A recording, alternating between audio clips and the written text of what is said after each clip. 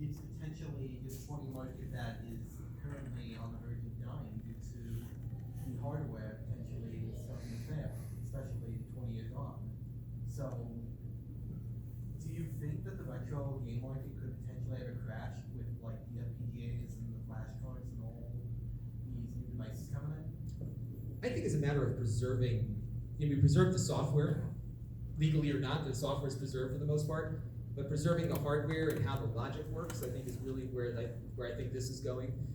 The retro market itself is a tough thing because I do more than just retro stuff on my YouTube channel, and to be honest with you, most of my views and my revenue comes from things other than this stuff. I do this because I love it. And I think when looking at the consumer market and looking how people search for things, there's a lot of value in the IP of the software, which is why we're seeing all this stuff on the Switch and everywhere else. I think that there is a market for this. I think as people age and they miss this stuff, there's going to be a desire for higher quality. I mean, analog is sustainable. They wouldn't be putting out stuff if they weren't. So I don't see a crash, but I do see things changing to the fact that perhaps consumers will demand something better than what they pick up at Walgreens, right? And I think that's agreed. And we've already seen this type of exact progression in the classic car industry. So if you just want to get in your car and go, but you like the look of the '69 Camaro, go buy a brand new Camaro.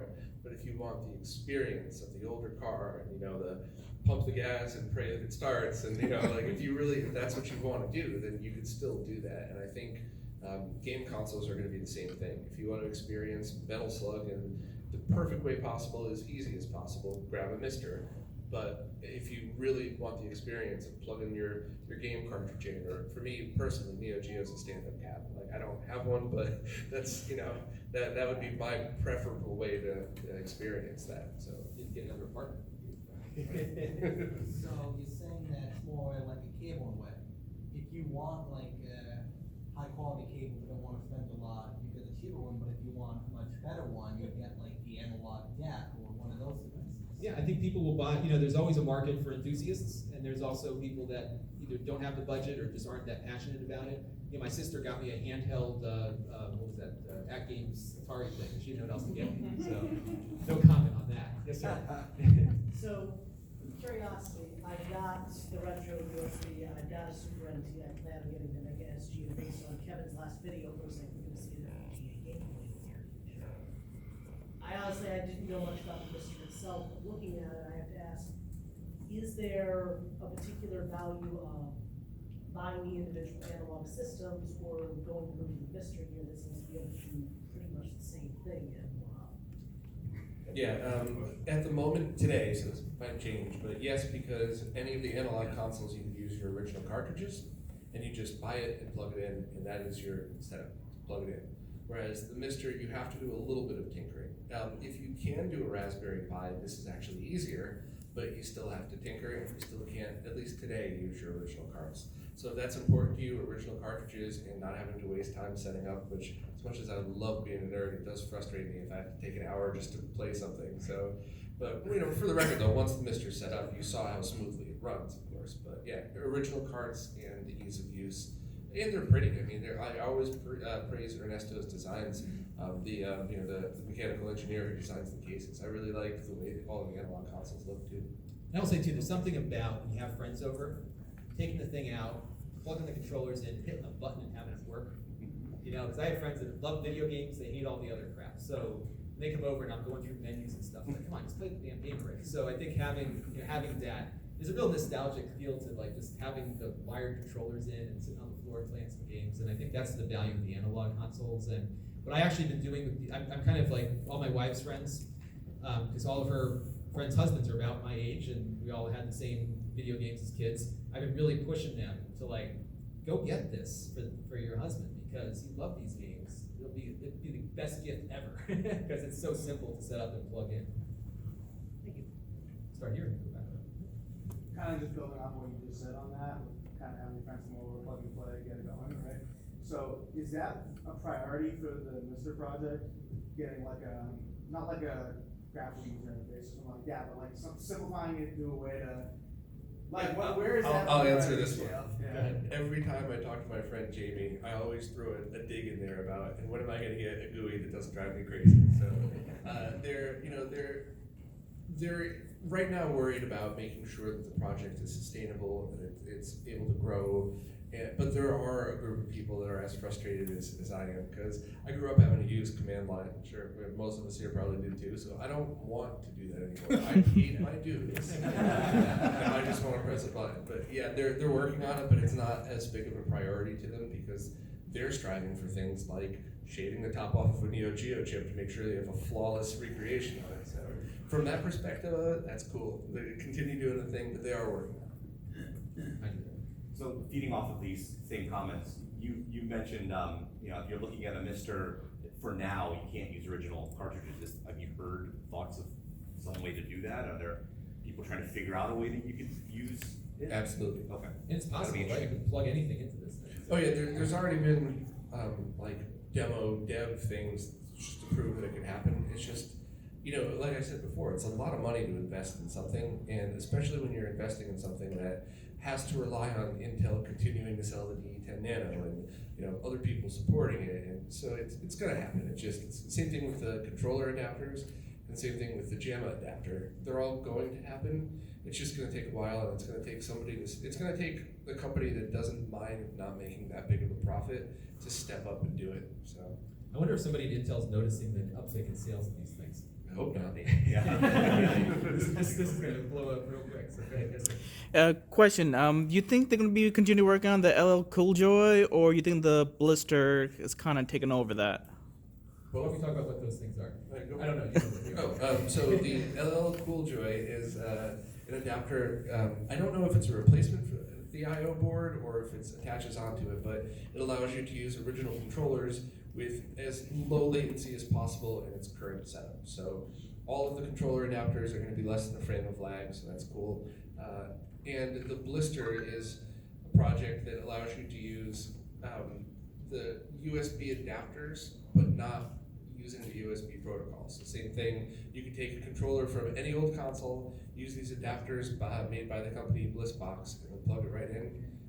And they're both great, but the Blister is available now, and the LL Cool Joy is coming. Still testing phase. But yeah, that's something I annoy. I don't know why some of these people stay friends with me, but that's something I annoy Jamie with all the time, is obsessing over which one's got 4 milliseconds versus 6 milliseconds, and how is that going to affect gameplay, and what can we do? And so there's more coming, but those are great choices now, and I think the Blister is available from the same website Lon showed before, Mr. Adam. Yeah. Second question, there's a second SD card slot on the I/O board. You think they'll let you use? Useless now. It's useless now, right? It was originally there for things like floppy drive emulation, but the team behind the Mister figured out how to do that virtually, so there's no need to do that. If you have an I/O board and you're already using it that way, don't change, but you don't need to worry about that now anymore. Yeah, and you That's can't one use thing that. with this, by the way, there's a lot of ports that you're not going to use on it. So for example, this is where it gets a little trickier versus the analog console. So you can see right here, I've got one of those USB OTG cables plugged in. And there's a little micro USB port there that's very fragile. You gotta be careful with it, right? So I just leave that plugged in all the time. Then I have it going out to this cheap Amazon hub. And the other reason why you want to be careful is that the power supply for the Mister is like what you would use on your tablets, 2 amps, 5 volts. So you can very easily it's not gonna break anything, but you can very easily overload that USB port, so you have to have a powered hub of some kind plugged in, and that can bring you some input lag also, depending on how good or not the hub is. So I'm guessing my Amazon Basics here is not gonna be. Probably fine, actually. Is it? Okay, good. So. Yeah, the only thing that always annoys me is sometimes you'll get Wi-Fi modules that work and won't, and you could buy the same not powered USB hub and the same exact Wi-Fi module. You could buy 3 of each from Amazon, and randomly one will work and the rest won't. So it is always better to use a powered hub. And I believe Mr. Add-ons even has like a bottom stack for it that builds the hub right into it to make it easier for people. Yes, sir. Yeah, this is more of a comment than a question. One of the things I like about Mister so much is the ability to mess around with like old computer systems that I didn't have a chance to when I was a kid, like the Amiga. My first computer was an Atari 400, so I like to mess around with that, but it's kind of neat just to go in and see what you can do. I really enjoyed playing around with it, and one of the things that I've been doing with this, 'cause if you get me going on computers, would be your they have everything. You can see the list of computers that are supported here. Some better than others. So you have like a Mac Plus even, so you can load some old Mac things on there. There's a 486 core that lets you run Windows 95. How about that? But it does, this is like, no other place in the world can I say that, and you'd be like, oh, that's awesome. But what's great about it is that they have some really cool things linked in with the Mister actually has an ARM processor on the same die, not mistaken, as the FPGA or on the same package. So there's a Linux subsystem that's running behind the FPGA, and you can actually set up a virtual terminal emulator. So you can go, this is gonna get way off here, folks, but you can load up a terminal program like you would use to access a BBS back in the day, former sysop here. You can dial out with a standard Haze AT command to a IP address, and you can connect to telnet BBSs and also run a BBS. You can take calls in and have calls go out. It's really cool. So that's the kind of stuff that they're doing with this, and everyone's got their different focuses for projects. So as much effort has been made on the consoles, you have a lot of computer stuff happening. I've been really having fun exploring the Commodore 64 because we had an Apple II at home, so my dad was using it for his business at the time. And all my friends had this Commodore computer, and I could only play the games when I went to their house, so I've been going back through that catalog. The Amiga's been really fun to explore because that was like another worship-worthy computer back in the day. I want an Apple II GS core, which is not there yet, but maybe I'll learn. So, yes. Yeah, when the Polymega was first announced, they said FPGA. Why did they step away from that? Like, what was the problem with that? So the best, I'm sorry to like shamelessly self-promote, but the best thing you can do is just check out the interview I did with Brian, the CEO of Polymega. It clears all of that stuff up, as well as clears some of the misconceptions up, including the things that I said that were absolutely, I was wrong. I kind of looked at Polymega and said, this feels like it's gonna be this, it's not. So please check that out, it answers everybody's questions. It's still not out, but it's a genuine team behind it. They just, they need a marketing department, but it has a place. It's gonna do a good job. Sorry, put Windows up there. Now I'll have to do. Okay, go ahead, Yeah. But you got Windows, and your mouse works, and you can do all sorts of stuff. I used to do I had my high school newspaper I did on Ami Pro and I loaded up all my old high school stuff here. It's really cool. I'm a digital pack rat. You had a question, sir? So, comment and a question. First of all, it's really snappy if you load all the different systems on there. Like I have the Terra Onion Neo SD. Some of the games take 4 or 5 minutes sometimes to load, and even with the Neo Geo ones, you're loading them quickly.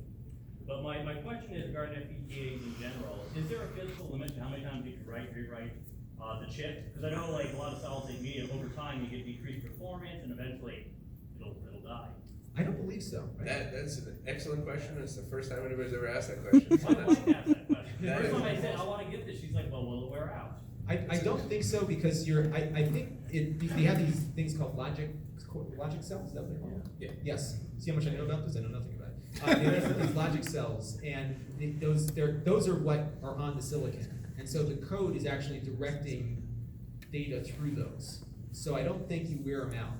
So is it physical, like on some molecular scale? Yeah, it's like information? it's Because everything wears out, right? at some point. I guess if you put enough heat and electricity through it Yeah. over time. I'm gonna follow up with that. Yeah, That's a an good interesting question. thing. We should ask the monster about that and see if he has any ideas. I'm gonna reboot it because it doesn't like it when you use the Windows over there.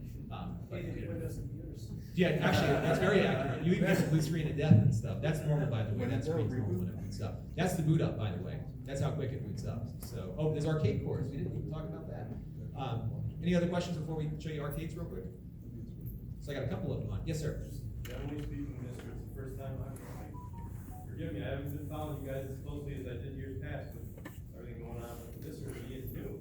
So can you just talk about the team behind it, is it conglomerate, just real quick, kind of. Sure, I always get embarrassed though because I always forget a couple of bigger players in this, and I always feel like a total idiot. But I guess the best way to talk about it is in general. It stemmed from another project that's called Mist, which is where you get Mister from. There's a bunch of people right now that are all centered around it. People help at different levels for different things, but this project was started by Sorleg, who's out of Russia, I believe. And then, there's a lot of people that contribute through on cores, but Yotego is another person who's been working on arcade cores, and he's getting the perfect Furtech was the one that did the Neo Geo core. My friend Jamie, Risha, puts all of contributes a lot of the stuff the glue that sticks it all together, as well as a lot of the internal code. My friend Ash, he starts a lot of projects and then lets the ball go rolling. And there's a lot of people involved in this, and I'm sure I'm forgetting most of them. My apologies to everybody that I missed, but it's a global team of people that all just care about making this perfect one and sharing it. And it's really fun to see people focus in on different parts of the project. There's the sky's the limit as to what they can do with it. So good. Yeah, I see you have Arkanoid there. Do you guys have actual paddle controller like ability? Yeah, the mouse support is there, so you can use a mouse for now, and they're working on different types of controllers, including Lycons, by the way, if you're on a CRT, of course. Like has there been anything for like using Atari, like either driving controller or paddle controller? They're working on every one of those things. So it's going to be, once I get a blister, which is the question from before, I'll be able to start putting a lot of those to the test. For me, the biggest problem for me is time. I would love to just spend a weekend annoying my friends on the Mr. team, troubleshooting and giving them all the feedback. So hopefully more people can start jumping in to help out. But every one of those should be able to work at some point. People are building these into arcade cabinets now too, because of just how accurate they are. So Absolutely. It's a great placement there, yes, sir. I know this is one Metro RGB really was handling analog for, but what are your thoughts on the recently announced deck that you've been working on? Well, I mean, just to clarify, my rant was just about shipping and everything else. And it performs Well, perfectly. you mentioned how you were waiting for this analog deck they kept promising, and you were like, where is it? It's been like a couple of years. Where is it? Oh, I might have teased that, but I knew the development cycle of it. It's coming out early next year, and it allows you to take any of their consoles, including the ones that are rumored to come out but not officially announced yet, and plug it into any CRT and get full CRT performance, including light guns and stuff like that. So it's a very cool thing, and it's one of those things where if you just sit back and have a think about your whole setup, it's either for you or it's not for you, but it'll be pretty obvious. And if it is for you, it's going to perform. It performs perfect. I just tried to get Donkey Kong